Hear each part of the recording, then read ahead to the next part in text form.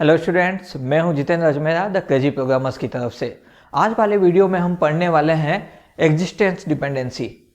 देखिए, हमने relational database tables के अंदर, मॉडल्स के अंदर, इवन ईआर मॉडल के अंदर भी हमने एक चीज़ बहुत अच्छे से देखी। मल्टीपल एंटिटीज़ मिलकर एक डेटाबेस को क्रिएट करती है और हर एंटिटी के एट्रीब्यूट्स होते हैं और इन एंटिटी के बीच में रिलेशनशिप होती है। इसीलिए रिलेशनल डेटाबेस के अंदर जो टेबल्स बनती है वो एक दूसरे से कनेक्टेड रहती है, क्योंकि ये इनके बीच में रिलेशनशिप होती है। तो रिलेशनशिप पता करने के लिए सबसे पहले ये पता करना पड़ता है कि एंटिटी एक दूसरे पर डिपेंडेंट है या नहीं। इसी चीज़ को बोला जाता है एग्जिस्टेंस डिपेंडेंसी। ठीक है, इसे सिंपल में समझते हैं। अगर सपोज जैसे कि कोई भी एक एंटिटी, सपोज जैसे एंटिटी ए है, ये मॉडल के अंदर, रिलेशनल मॉडल के अंदर अपने एग्जिस्टेंस के लिए, अपने अस्तित्व के लिए किसी और एंटिटी बी पर डिपेंड कर रही है। सिंपल सा, एंटिटी बी है, वो इंडिपेंडेंट है, वो किसी पे डिपेंड नहीं है, लेकिन उस एंटिटी बी के ऊपर एक दूसरी एंटिटी ए डिपेंड कर रही है। तो अगर उस केस में जब तक बी एंटिटी एग्जिस्ट कर रही है तब तक ए भी एग्जिस्ट कर रही है। अगर बी एंटिटी हट गई या हटा दी गई तो एंटिटी ए ऑटोमेटिक हट जाएगी, क्योंकि वो पूरी तरह से इस पर डिपेंड कर रही है। सिमिलर वे में आप ग्राउंड फ्लोर हटा दीजिए, फर्स्ट फ्लोर वैसे भी जो है डिमोलिश हो जाएगा। तो यही कंसेप्ट यहाँ पे अप्लाई होता है। तो उस केस में जो बी, जो हमारी एंटिटी है, जो इंडिपेंडेंट है, जो खुद अपने आप पे डिपेंडेंट है, किसी और पे नहीं, उसको बोला जाता है डोमिनेटेड। और जो ए, जो एंटिटी है जो कि बी पे डिपेंडेंट है, उसको बोलते हैं सबऑर्डिनेट। ठीक है, तो सिंपल सा है, किसी भी एंटिटी के अंदर अगर एंटिटी ए बी पे डिपेंड कर रहा है अपने एग्जिस्टेंस के लिए, तो यहाँ पे ये जो है एग्जिस्टेंस डिपेंडेंसी कहलाती है। और इस केस में जो एंटिटी ए है वो आपका सबऑर्डिनेट कहलाएगा और एंटिटी बी जो है वो आपका जो है डोमिनेटेड कहलाएगा। इस ईआर डायग्राम के अंदर हम इस चीज़ को आसानी से समझ सकते हैं। कंपनी हैव एम्प्लॉय, कंपनी के पास एम्प्लॉय होते हैं। ठीक है, एम्प्लॉय कंपनी में वर्क करते हैं, कंपनी के पास एम्प्लॉय होते हैं। रिलेशनशिप को आप कैसे भी डिफाइन कर सकते हो। कंपनी के एट्रीब्यूट्स ये है, address, name, TIN number. Employ के ये है, एम्प्लॉय आईडी, नेम, एड्रेस। अब यहाँ पे एक रिलेशन हम और देखते हैं, एम्प्लॉय हैव पेरेंट्स। जितने भी एम्प्लॉयज कंपनी में काम करते हैं उनके पेरेंट्स होते हैं। ठीक है, अब इन पेरेंट्स का डायरेक्टली इस कंपनी से कोई लेना देना नहीं है, लेकिन पेरेंट्स यहाँ पे कर क्या रहे हैं, मोस्ट ऑफ कंपनी क्या करती है, एम्प्लॉय के पेरेंट्स को भी जो है इंश्योरेंस कवर देती है। ठीक है, ऐसा ज़्यादातर बड़ी एमएनसीज में देखने को मिलता है। तो उसके लिए पेरेंट्स की डिटेल्स भी जो है वो एम्प्लॉय से ली जाती है। तो यानी कि पेरेंट्स जो है वो डायरेक्टली कंपनी से जुड़े हुए नहीं है, बल्कि वो एम्प्लॉय के जरिए कंपनी से जुड़े हुए हैं। तो यहाँ पे अगर हम देखें तो ये जो एंटिटी है हमारा पेरेंट्स, ये अपने एग्जिस्टेंस के लिए एम्प्लॉय एंटिटी पर डिपेंड कर रहा है। अगर एम्प्लॉय एंटिटी हट गई तो पेरेंट्स एंटिटी भी हट जाएगी। कोई पर्सन है, वो जब तक कंपनी में जॉब कर रहा है तब तक उसके पेरेंट्स को कंपनी की तरफ से इंश्योरेंस क्लेम मिला हुआ है। वो पर्सन वो कंपनी छोड़ देगा तो उसके पेरेंट्स को इंश्योरेंस क्लेम मिलना बंद हो जाएगा। तो सिंपल सा, ये एंटिटी इस एंटिटी पे डिपेंड कर रही है। तो इस केस में ये जो हो गया, ये हो गया आपका डोमिनेटेड और ये हो गया आपका सबऑर्डिनेट। ठीक है, ये होता है एग्जिस्टेंस डिपेंडेंसी। अब अगर हम इसमें बात करें कि इसके अंदर अगर हम बात करें तो डिपेंडेंसी का कंसेप्ट फाइंड आउट करना क्यों जरूरी होता है। देखिए, हमने प्राइमरी की और फॉरेन की का कंसेप्ट पढ़ा था। प्राइमरी की को जब किसी और टेबल में एज एट्रीब्यूट की तरह इंसर्ट किया जाता है तो वहाँ पे वो फॉरेन की का काम करती है। तो हमें ऐसा करने की जरूरत क्यों पड़ी? ठीक है, ताकि जिस भी टेबल में प्राइमरी की को एज ए फॉरेन की डाला गया है तो वो टेबल ऑटोमेटिक प्राइमरी की वाली टेबल से जुड़ जाती है, लिंक हो जाती है। ठीक है, तो यहाँ पे एक डिपेंडेंसी क्रिएट होती है।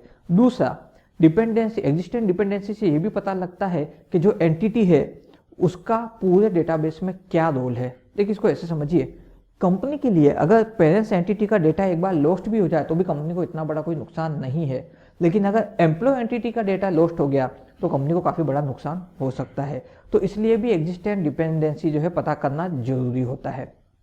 तो एग्जिस्टेंट डिपेंडेंसी के हिसाब से ही एंटिटी के टाइप डिसाइड होते हैं। क्यों? क्योंकि एग्जिस्टेंट डिपेंडेंसी एंटिटी पे ही तो अप्लाई हो रही है।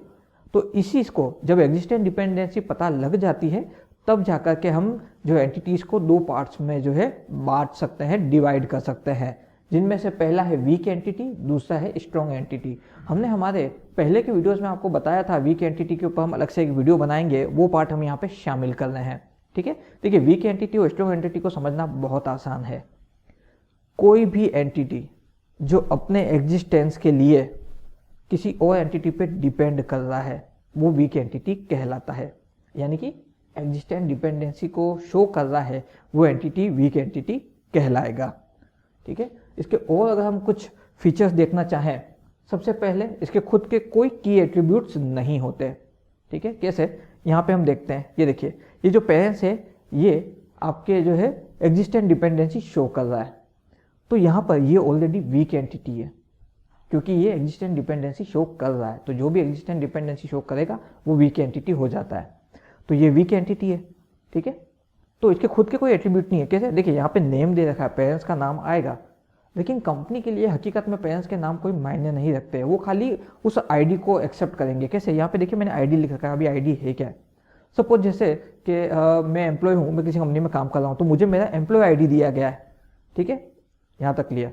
उसके बाद में मेरे जो पेरेंट्स हैं मैं उनकी डिटेल्स भर के कंपनी में सब दूंगा, लेकिन हकीकत में कंपनी का डेटाबेस में वो एक्सेप्ट कैसे होंगे, सिर्फ एक नंबर के जरिए, एक नंबर जो मेरे पेरेंट्स के नाम के आगे लगाया जाएगा, और वो नंबर में कहीं ना कहीं मेरे एम्प्लॉय आईडी के पार्ट्स भी शामिल होंगे। सपोज जैसे मेरा एम्प्लॉय आईडी 01 है, मेरा एम्प्लॉय आईडी 01 है, तो जब मैंने अपने पेरेंट्स की डिटेल फिल करी तो उनको, मतलब उन दोनों के नाम को कंबाइंड करके एक यूनिट बनाई जाएगी। ठीक है, और यूनिट को भी एक नंबर दिया जाएगा, सपोज जैसे वो नंबर दे दिया इन्होंने, तो ये हो गया 001।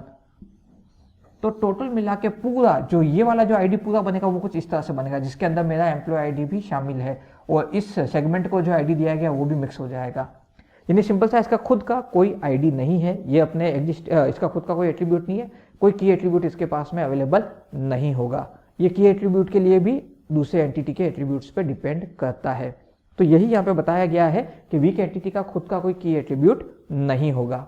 अब बात करते हैं, ये जो है अपने डिपेंडेंट एंटिटी पे कंप्लीट या पूरी तरह से जो है मतलब टोटल पार्टिसिपेशन है वो शो करता है। हमने इससे पहले वाले वीडियोस में आपको टोटल और पार्शियल डिपेंडेंसी बताई थी, टोटल और पार्शियल पार्टिसिपेशन के बारे में बताया था। तो टोटल का मतलब ये है कि जब कोई एंटिटी दूसरी एंटिटी के साथ पूरी तरह से जुड़ी हुई अपने एग्जिस्टेंस के लिए उस पर डिपेंड कर रही है, तो वो टोटल पार्टिसिपेशन शो करती है। ठीक है, इसको अगर सिंपल करूं तो टोटल पार्टिसिपेंट का मतलब ऑब्वियस ही बात है, ये एंटिटी अपने एग्जिस्टेंस के लिए इस पर डिपेंड कर रही है, ये एंटिटी हट गई तो ये ऑटोमेटिक हट जाएगी, तो ये पूरी तरह से पार्टिसिपेट कर रही इस ईआर डायग्राम में, उस एंटिटी पे ये डिपेंड करती है। तो यही होता है टोटल पार्टिसिपेशन। जबकि यहाँ पे अगर हम इन दोनों की बात करें तो यहाँ पे हम देखें तो ये पार्शियल जो है पार्टिसिपेशन है। पार्शियल क्यों, एम्प्लॉय कभी भी कंपनी छोड़ के जा सकता है, कंपनी को इतना बड़ा कोई लॉस नहीं है, वो दूसरे एम्प्लॉय को हायर कर लेगी। ठीक है, तो सेम चीज़, लेकिन अगर उस एम्प्लॉय ने कंपनी छोड़ी तो उसके पेरेंट्स को उस कंपनी से कभी भी वापस जो है कोई इंश्योरेंस क्लेम नहीं मिलेगा।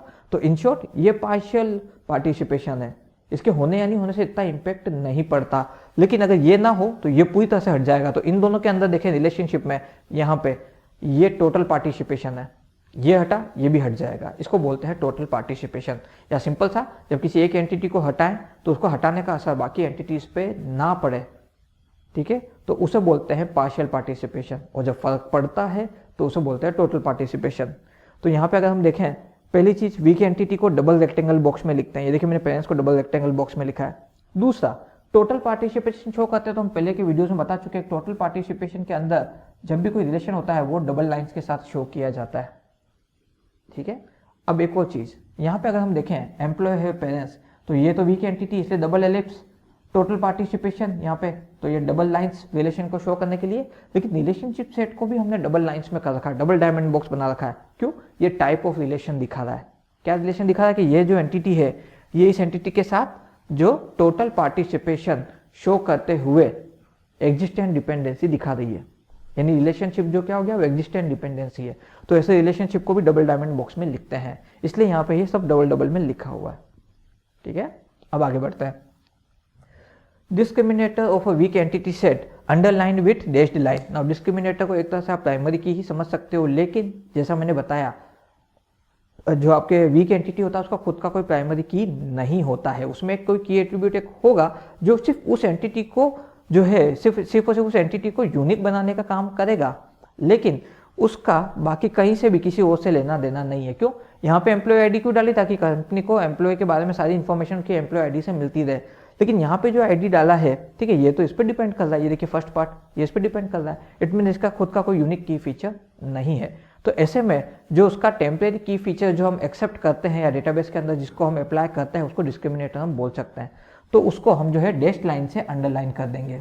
क्यों, क्योंकि हम ईआर डायग्राम में पहले पढ़ चुके हैं, किसी भी एंटिटी का जो प्राइमरी की होता है या की एट्रीब्यूट होता है उसको हम अंडरलाइन करते हैं, लेकिन चूंकि ये तो खुद वीक एंटिटी है, तो खुद डिपेंडेंट है, तो इसका एट्रीब्यूट भी डिपेंडेंट है, तो उसको हम डैश लाइन से शो करेंगे। ठीक है, तो ये था वीक एंटिटी का एग्जाम्पल। सिंपल एक लाइन में बोलूं तो हर वो एंटिटी जो अपने डिपेंडेंस के लिए दूसरे एंटिटी पे डिपेंड कर रहा है वो वीक एंटिटी हो जाता है। ओके, अब बात करते हैं स्ट्रॉन्ग एंटिटी की। नाउ स्ट्रॉन्ग एंटिटी क्या होता है, सिर्फ एक लाइन में इसको समझ सकते हैं। जो इंडिपेंडेंट एंटिटी है, जो किसी और पे डिपेंड नहीं कर रहा है, वो स्ट्रॉन्ग एंटिटी कहलाता है। स्ट्रॉन्ग एंटिटी के खुद के की एट्रीब्यूट्स होते हैं।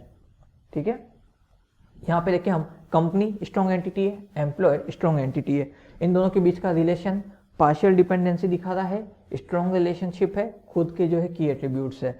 तो स्ट्रॉन्ग एंटिटी जो है वो अपने एग्जिस्टेंस के लिए किसी और पे डिपेंड नहीं करेगा। ओके, अगर आपके ईआर डायग्राम में या आपके रिलेशनल मॉडल के अंदर कहीं पे भी कोई वीक एंटिटी है, मतलब वो किसी ना किसी स्ट्रॉन्ग एंटिटी से जुड़ा हुआ है। ठीक है, तो ये था पूरा कंसेप्ट एग्जिस्टेंस डिपेंडेंसी का। देखिए ये छोटे छोटे कंसेप्ट्स डेटाबेस के अंदर एक्चुअली अप्लाई होते हैं, तब जाकर के database completely fully functionally work करता है। हम एक छोटी से छोटी चीज़ को भी जो है नज़रअंदाज नहीं कर सकते, अदरवाइज जब हम डेटाबेस फाइनली क्रिएट करने जाएंगे तो काफ़ी सारी प्रॉब्लम्स हमारे सामने आएंगी।